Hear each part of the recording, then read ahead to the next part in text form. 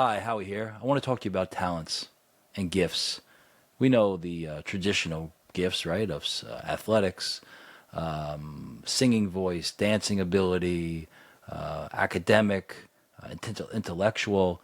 But I want to talk to you about gifts that we might not call gifts or talents. For example, energy, intensity, passion, focus, zeal, right? For life, zest, right? Because you think about it, some people are wired this way. Some people, they get up in the morning. You get up in the morning and have this explosion of energy. I don't always. Sometimes I do. Sometimes I don't. And it's really been a question to me a long, long time in my life. Why? Why sometimes we feel that and sometimes we don't? And does everybody feel it?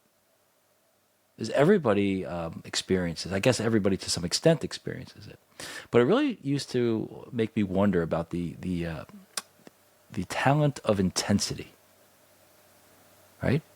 And the ability to dive in with almost a physicality to your pursuits that are not physical, right? An intellectual or spiritual or artistic or creative pursuit that has a physicality because of the level of excitement and zeal for it, right?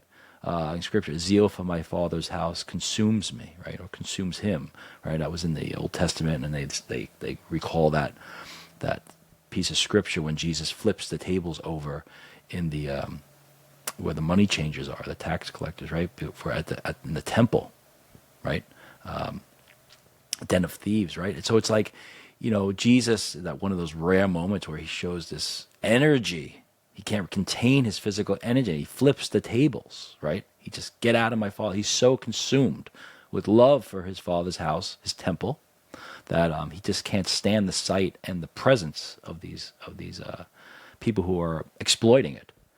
So even Jesus got to the point where a physical reaction. But what about just the idea that where does that energy come from? What is intensity? And can we foster it? I think we can. We talk about a lot now these days about the flow, right? They used to call it the zone, right? When athletes got into the zone, like Bill Russell, a basketball player years ago, was talking about it before nobody else really. And, guys like Jordan and Tiger Woods in his day, it's many, many examples, right? Where things actually slow down, the vitals actually slow down. It's not an increase in adrenaline. It's actually a slowing down of your physical being, your heartbeat, blood pressure. Your senses expand. Even though you're in a pressure situation, time seems to slow down. And the other common trait is a detachment from the result that may or may not happen. So it's not worrying about the basket going in or not going in. It's just playing, right? It's just and anticipating movements ahead of time. A lot of people say that I just knew what that guy was going to do. So it seems to be like a Zen moment, right? There's a floating above the scene, right? So you have that flow and you have the growth mindset, which you need to be past your capacity. Not really past, because then it just becomes too much and you get depressed or deflated. But they say like 4% past your capacity, and you grow and you grow and you challenge. Yeah, and challenge is so important. Challenge, focus, intensity, and the excitement. So I do think people have that. Some people have that as a gift, and if you do, and you don't think you have a gift, but you do have an intensity about you, a focus, I want you today to realize that's a gift, and ask yourself, what do I do with that? And if it is my gift, what brings my gift out the most? If the gift is an intensity and a focus, a passion, we used to call it, right? What is it that brings it out?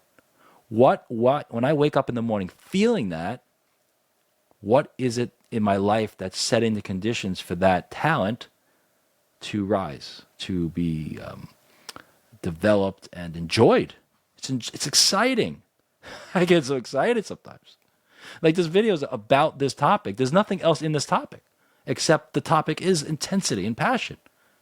And I just am intense and passionate about delivering it. Because you know what? I know in my life there have been times where there's a degree of loneliness, a degree of what am I supposed to do? And we're so focused on what I am supposed to do and not who am I, right? And we see sometimes the traits that make us who we are as almost problems. God, if I could just not have all this energy, I wouldn't be frustrated. Because the energy not going somewhere is frustration. And it's painful and could be annoying to people around you, right? Or you don't have an outlet, so the people around you get all of the outlet and they're like, enough, stop talking already. Talk to my wife, right? If you're one of these people, I really, really encourage you.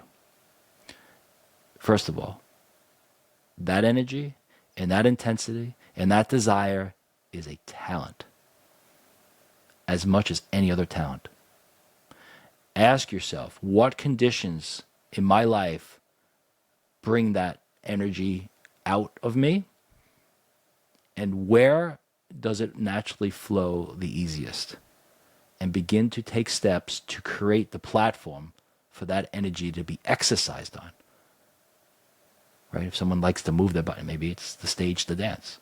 Maybe it's the gym. Maybe it's a martial art.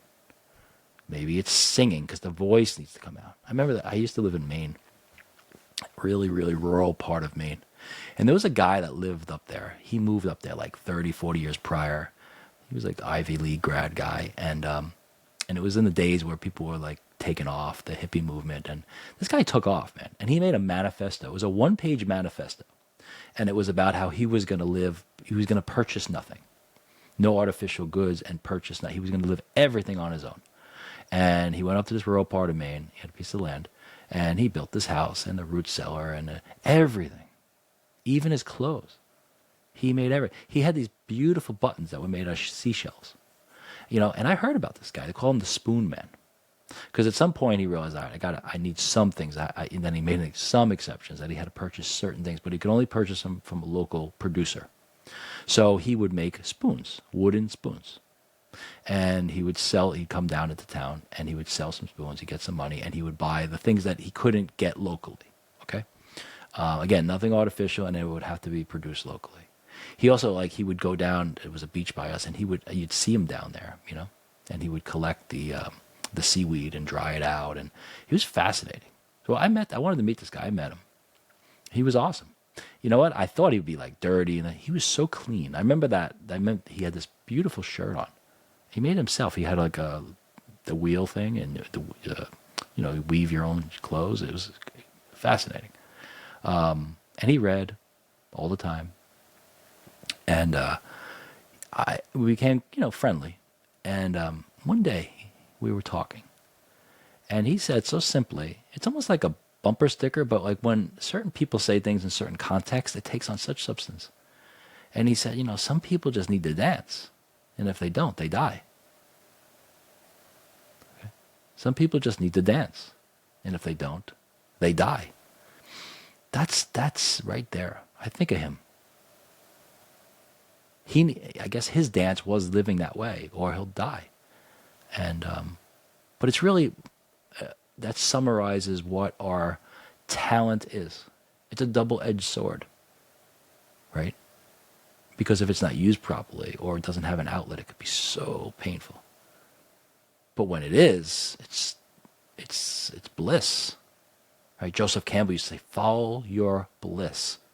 Bliss is a good word because it's just kind of mystical. It's almost a mist, right? Bliss, like a mist that comes down. The beautiful lines in a prayer about like the dewfall. In other words, the dewfall comes down. You don't see it. You don't see the rain. But you wake up, the grass is wet, and it's wet everywhere. It's not only wet on the top of the leaf of grass, but the leaves of grass, but on the bottom and all around it completely. It's almost like the whole planet was underwater, and then the water's gone. But you never saw it come down in the first place.